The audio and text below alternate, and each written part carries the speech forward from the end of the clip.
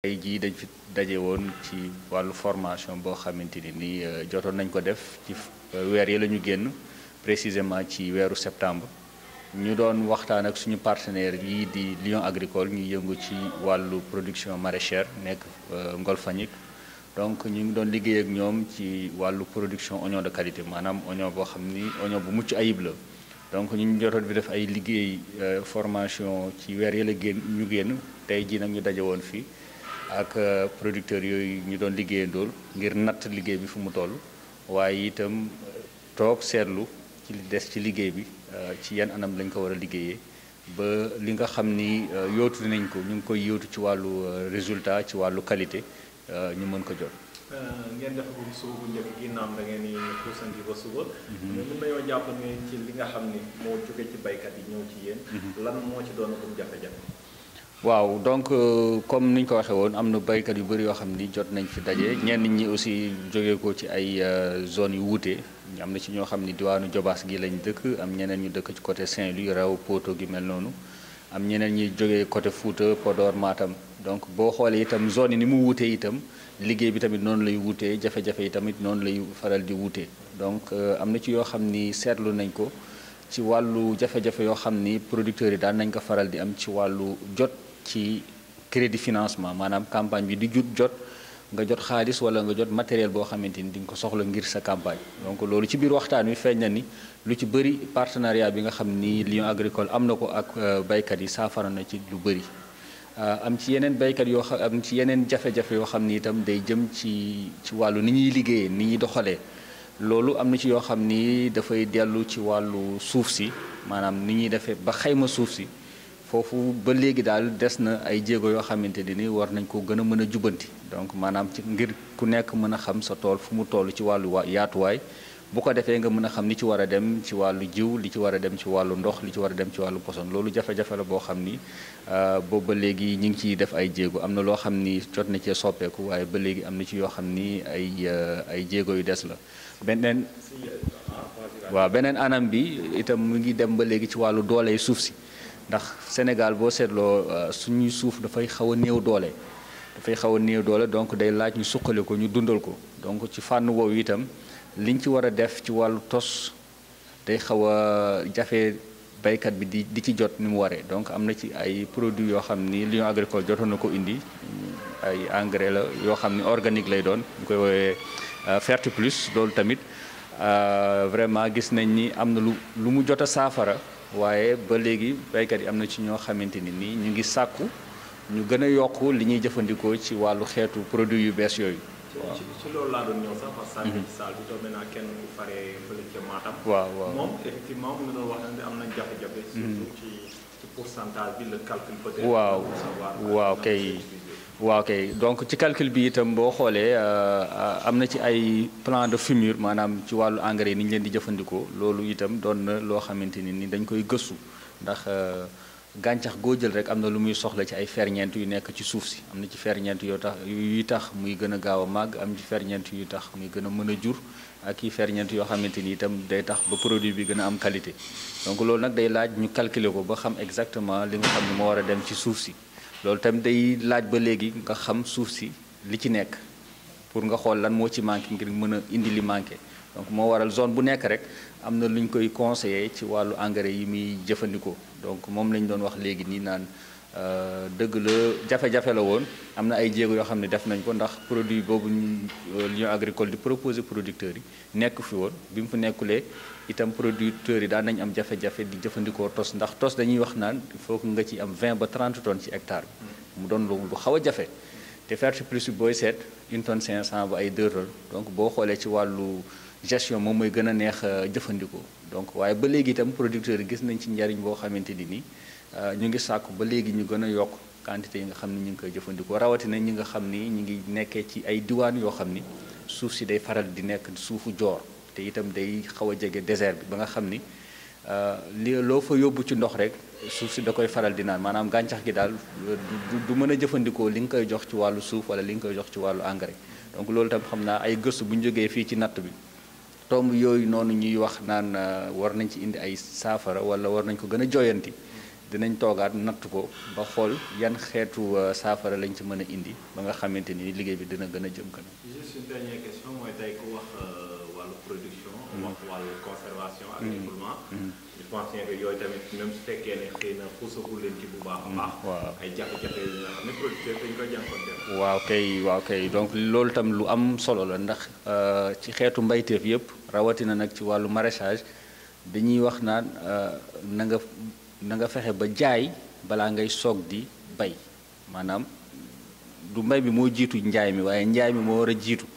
moo waral aussi Lion. sama genre gi yenn saa ñoom ils ne font pas l'inverse waaw l'inverse bi nag malheureusement moo gën a bëri ci suñu réew mais loolu nag la ñu fa bëgg a fexe mu changer maanaam nit ki balaa muy commencer di jiw sax xam na ni déjà fii laa bëgg a jaay sama produit te ci anam yi laa koy jaayee. donc partenariat boobu aussi boo xoolee ay kilifa yu nekk Lion agricole war a jógee ko ay Hollande war nañ fi ñëw fan yii di ñëw gën ci waxtaan ak producteurs yi ci wàllu commercialisation bi ci wàllu conservation bi aussi bu ngeen fàttalikoo ci formation bi njëkkoon def am na ay jéego yoo xam ne jotoon nañ ko def ci wàllu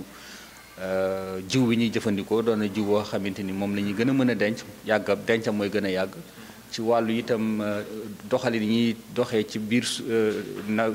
tool bi itam ci wàllu ndox mi jëfandikoo ci wàllu nit ñi ci ñax meeg yeneen yeeg yeneen donc yooyu yëpp doon na loo xam ne densité bi aussi dina mën a tax ba nga xam ni producteur bi dina ci am rendement waaye dina mën a fexe aussi conservation bi doon lu yàgg maintenant ci wàllu commercialisation bi aussi am na lu ñu xamante ni nii ñu ngi koy planifier ci fan yii di ñëw bu ko defee kilifa yi nga xamante ne ni ñu ngi ci Lion agricole dinañ amaat beneen daje boo xamante ne ni dinañ ci jot a waxtaanee contrat yi war a dox diggante structure bi ak producteurs yi waxtaan itam lépp lu jëm ci wàllu commercialisation ci wàllu prix bi ci wàllu planification. non ci côté Potou yàlla baax na bu ñu tàmbalee ba tey jafe-jafe yi barewul ndax lu ñu digle woon ak ñoom itam topp nañ ko waaye itam ñoom lu ñu waxoon ni nun ñu war ko def itam ñu ngi koy def ci anam boo xam ni moom lu ñu waxante woon te liñ ci gën a seetlu mooy saa yu nekk duñuy faral di ñëw di nemmeeku ñu toog waxtaan seet ku nekk jafe-jafe bu mu am nan lañ koy régler donc bu fu mu lay wax fi daal amul jafe-jafe boo xam ne mën nañ ko noter boo xam ne daal c'est fondamental ci campagne bi. jàpp nañ ne ci ndaje bu njëkk bi soulevé woon ngeen quelques questions wala équation lu mel ni dencum soble bi pour mën a tombeek période bi ngeen taamu yéen ci ngeen ko jaay est-ce que loolu tey mën nañu jàpp ne mu ngi seen ginnaaw wala c'est pas encore résolu. bon denc bi aussi suñu kanam lay nekk parce que déjà ñu ngi ci phase boo xam ne presque ñii ñu ngi ci maturité presque complète ñeneen ñi tàmbali ñu ba nekk ay 3 mois et demi donc dafay nekk ay waxtaan yoo xam ne day continuer et idéal bi surtout sax moom moo tax que lii ñu koy def parce que non seulement pour xayma la mais itam pour ñu xam exactement ëllëg suñuy dem ba di saytu ci wàllu récolte bi ci wàllu conservation bi ban technique appropriée lu ñu war a adapter quand même pour que mu nekk dans l'option de la qualité. qualité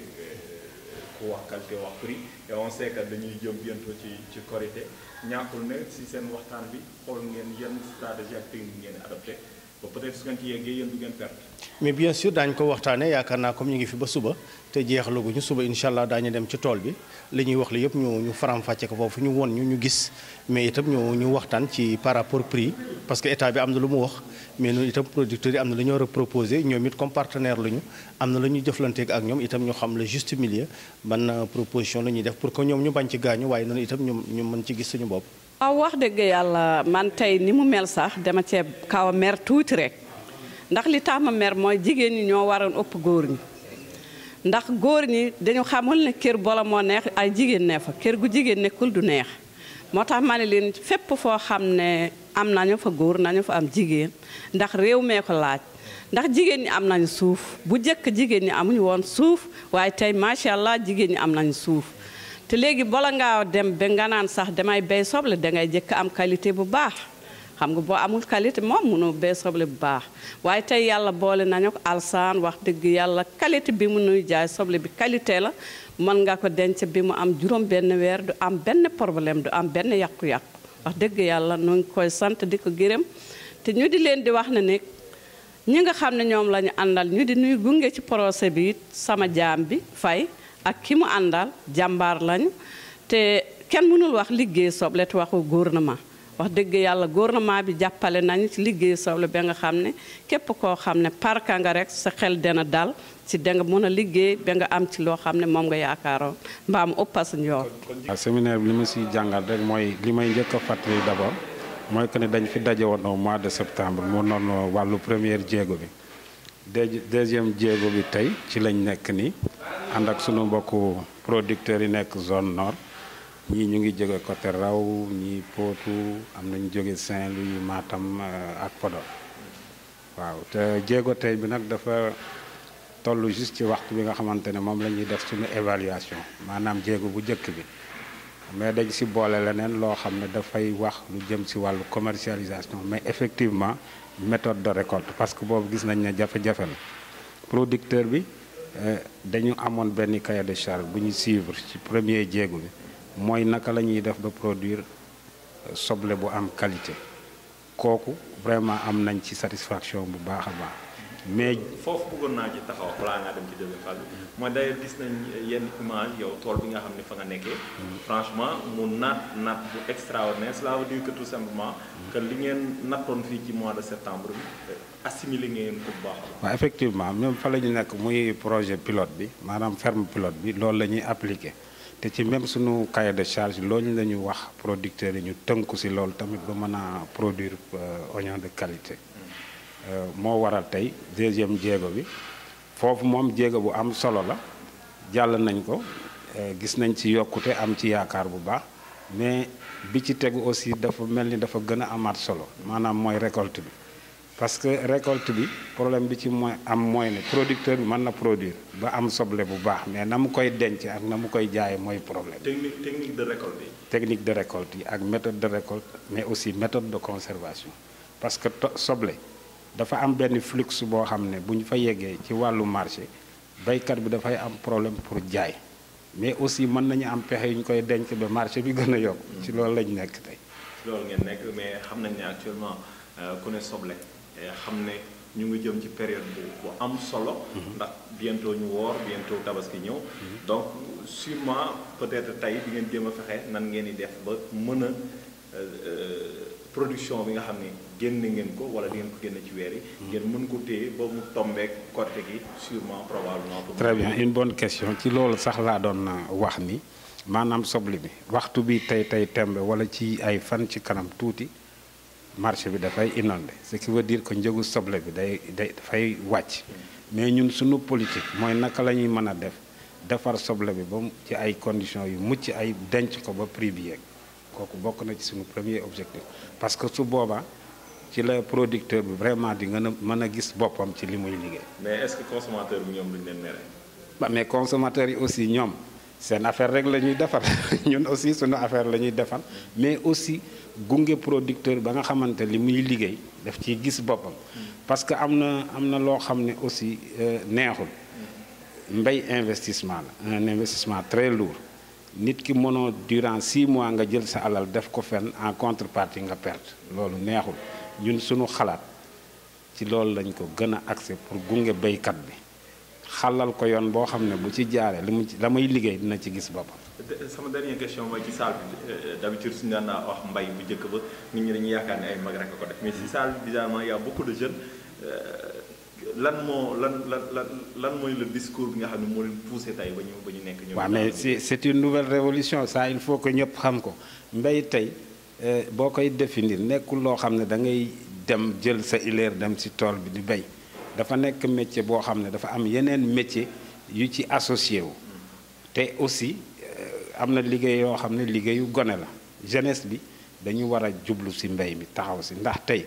booy seet ci dëkk yu mag yi ñiy jóge ci gox-goxaan yu ndaw yi dem ci dëkk yu mag yi dem di fa wuti liggéey bàyyi suuf ak ndox ci seen terroir yaakaar naa war nañu mën a véhiculer benn politique boo xam ne nañu permettre tey jeunes yooyu retourner seen terroir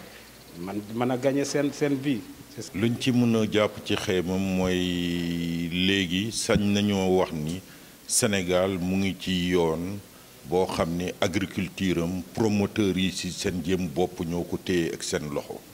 parce que lëkkaloo bi nga gis diggante Lions ak béykat yi mooy lu dul jàppale béykatu Sénégal ñu produire des produits de qualité yoo xam ni mun nañu njëriñ suñu askan njëriñ béykat parce que béykat bu njëriñoo askan bi yëpp ci njëriñ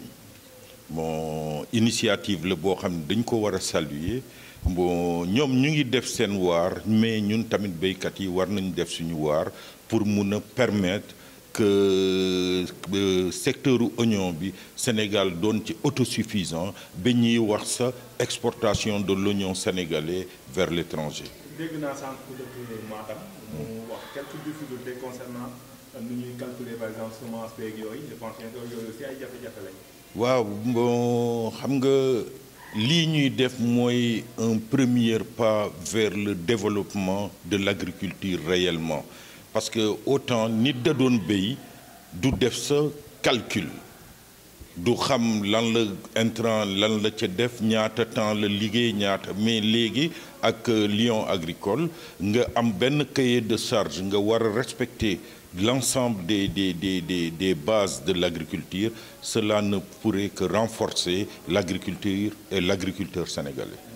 waaw jafe-jafe yi gënul bare ndax ñun Podor dafa nekk ci wàllu mbéyum soble boo waxee mbéyum soble ci département Podor daf ci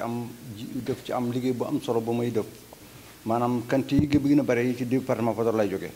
ñaareel bi que département Podor dafa am nekk zone boo xam ni zone bu xaw a jafe ci wàllu liggéey bi ndax dafa am ay périodes yoo xam ni nekkul favorable ci yenn explications yi mais quand même ñu amoon benn variété bi ñu doon liggéey bi demoon na boobu bu commencé sooke ñu am beneen liggéey bu ñu bugg def mooy yokk rendement bi yokk qualité bi ñu am ay partenaires mooy Bezo ak Lion agricole ñu lëkkaloo pour yokk quantité bi ak rendement bi loolu mooy suñu liggéey boo xam ne mooy suñu mébét te loolu effectivement li ñu ci commencé liggéey gum nii am na ay quelques réglages yu des tuuti mais nekkul jafe-jafe quelques réglages yooyu nag c'est vrai que liggéey boo def départ bi day am ay réglages yu koy def gis nañu ay quelques jafe-jafe ci par rapport ñuy liggéey ci biir PIV yi maanaam périmètre irrigué villageois yi maanaam bu fekkee ni def nga variété boo xam ne moom moo koy mujjee rek mun na am indi ay jafe-jafe mais mu ñu koy régler. Bon, nous, on se limite pas à être des commerçants de semences. On est beaucoup plus des techniciens développeurs qui s'activent tout le temps à amener de la solution chez les producteurs en les proposant des nouvelles variétés capables de donner des rendements, mais surtout de la qualité. Et cette qualité ne s'arrête pas surtout au niveau de la semence, mais c'est au niveau des pratiques culturelles. C'est pourquoi on est vraiment imprégné au niveau de ce séminaire pour pouvoir présenter aux producteurs les méthodes culturelles nouvelles ou des nouvelles technologies à utiliser pour pouvoir améliorer la qualité du produit. On l'a fait en septembre pour leur dire comment, pas comment semer, mais comment améliorer les pépinières, comment améliorer le repiquage, comment améliorer la fertilisation. Mais aujourd'hui, on les rencontre encore une fois pour pouvoir parler de la récolte, comment le faire, à quel moment le faire. Et avant ça, on a jugé en tout cas nécessaire de parler en gros, de faire une évaluation quand même des premiers 4 mois qui ont été déroulés sur le terrain et de pouvoir, à partir de tout ce qu'on a eu comme problème et point positif, de sortir quand même quelque chose qui va nous permettre l'année prochaine de mieux réaliser le programme. Mais aussi, demain, on va beaucoup se focaliser sur la récolte, sur la manière de la récolte, parce qu'elle est très, très déterminante pour une longue conservation. Donc, pour dire, il fallait que je commence par ça. On remercie en tout cas toutes les délégations de Podor, de Matam, de Rao, de Potou, de Saint-Louis. Et pour dire que cette généralité ou cette pluralité qui se trouve dans le groupe fait que le Sénégal est beau. Et le Sénégal est capable aussi de sortir de l'oignon beau et de qualité.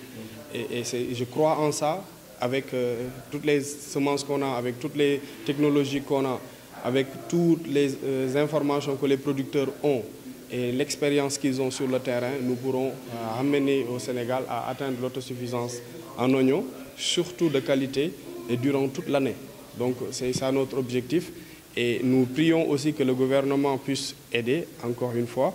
le promoteur, qui est Lion Agricole, qui est accompagné par la société SFC Bejo, qui cherche avec le gouvernement néerlandais à mettre un programme de 5 ans. Et ça, c'est un début de collaboration avec les producteurs pour, acheter le produit. Ça, c'est ce qui est vraiment difficile dans le marché. Donc, on a un acheteur. Donc, la CNCA sera dans le programme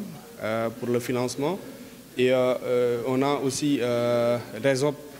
là où on est, qui se positionne comme l'agence qui gère la formation. Donc, on a pas mal d'acteurs qui agissent dans le programme. On aimerait bien quand même que le gouvernement puisse appuyer encore une fois, comme va le faire le gouvernement néerlandais, dans ce programme-là.